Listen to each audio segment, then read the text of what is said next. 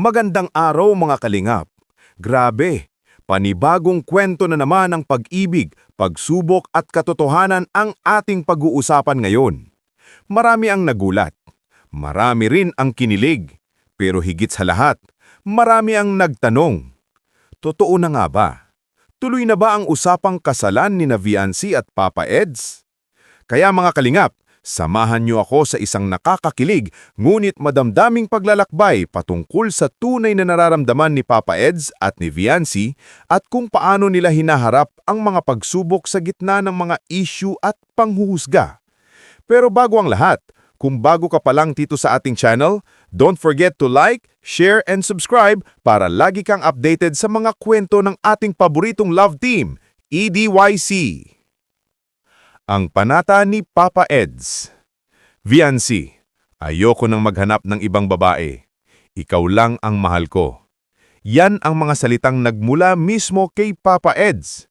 Diretsahan, walang halong biro, punong-puno ng damdamin. Aminin natin mga kalinap, bihira tayong makarinig ng ganitong katapatan sa panahon ngayon. Pero heto na nga, si Papa Eds handang panindigan ang kanyang nararamdaman kay Viancy.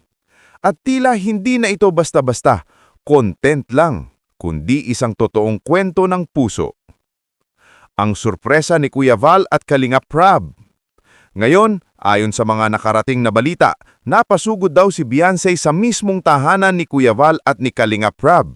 Aba, ibig sabihin, seryosohan na talaga ito.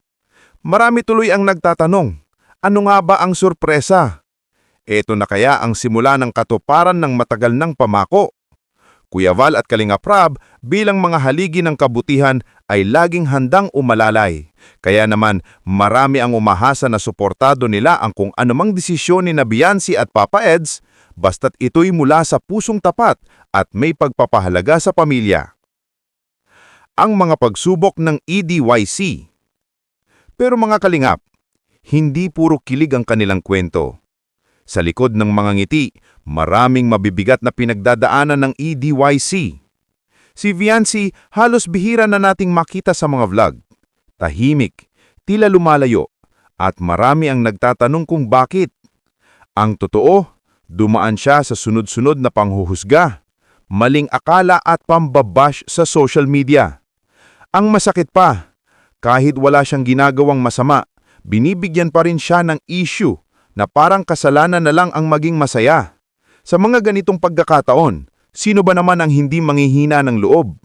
Lalo na kung ang mga taong akala mong kakampi mo, bigla na lang lalayo. Kaya mga kalingap, dito natin makikita kung gaano kalakas si Viancy, na kahit nasasaktan, patuloy pa ring lumalaban. Ang kasamaang nagmumula sa inggit. Minsan, napakadaling manira, pero napakahirap umintindi. Maraming naninira sa EDYC hindi dahil may kasalanan sila, kundi dahil naiinggit sa mga biyayang natatanggap nila. Imbes na suportahan, ginagawan pa ng kwento. Mga kalingap, sana tandaan natin, kapag may nakikitang masaya, huwag nating sirain. Dahil sa bawat ngiti ni Viancy, may luha naman sa likod niyon.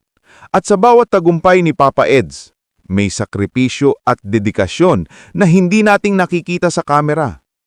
Ngayon, usap-usapan ng araw na seryoso na si Viancy sa kanyang nararamdaman.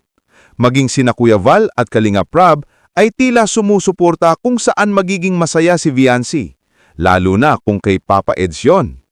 Pero siyempre, may mga bagay na kailangang pag-isipan. Bata pa si Viancy, may mga pangarap pa, gusto pang magtapos ng pag-aaral. Kaya sabi nga ni Kuya Val, maghintay muna. Hindi natin kailangang madaliin ang mga bagay na galing sa puso.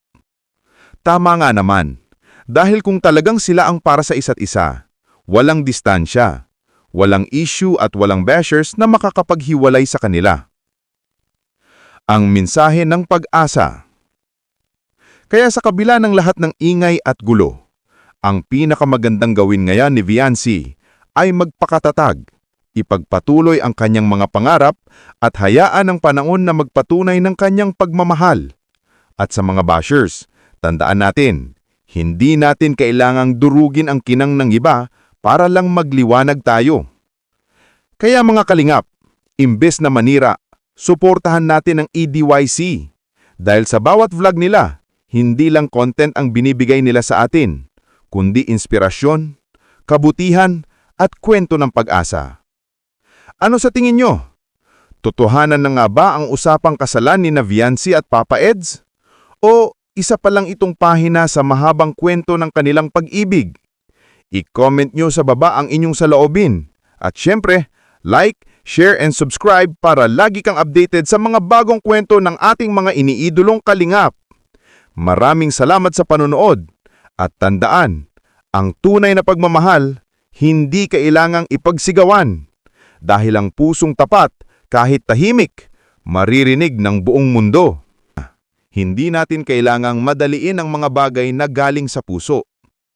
Tama nga naman, dahil kung talagang sila ang para sa isa't isa, walang distansya, walang issue at walang bashers na makakapaghiwalay sa kanila. Ang mensahe ng pag-asa. Kaya sa kabila ng lahat ng ingay at gulo, ang pinakamagandang gawin ngayon ni Viancy ay magpakatatag, ipagpatuloy ang kanyang mga pangarap at hayaan ang panahon na magpatunay ng kanyang pagmamahal. At sa mga bashers, tandaan natin, hindi natin kailangang durugin ang kinang ng iba para lang magliwanag tayo. Kaya mga kalingap, imbes na manira, suportahan natin ang EDYC. Dahil sa bawat vlog nila, hindi lang content ang binibigay nila sa atin, kundi inspirasyon, kabutihan, at kwento ng pag-asa. Ano sa tingin nyo? Totohanan na nga ba ang usapang kasalan ni Viancy at Papa Eds? O isa pa lang itong pahina sa mahabang kwento ng kanilang pag-ibig? I-comment nyo sa baba ang inyong saloobin. At syempre, like, share and subscribe para lagi kang updated sa mga bagong kwento ng ating mga iniidolong kalingap. Maraming salamat sa panonood. At tandaan, ang tunay na pagmamahal, hindi kailangang ipagsigawan. Dahil ang pusong tapat, kahit tahimik, maririnig ng buong mundo.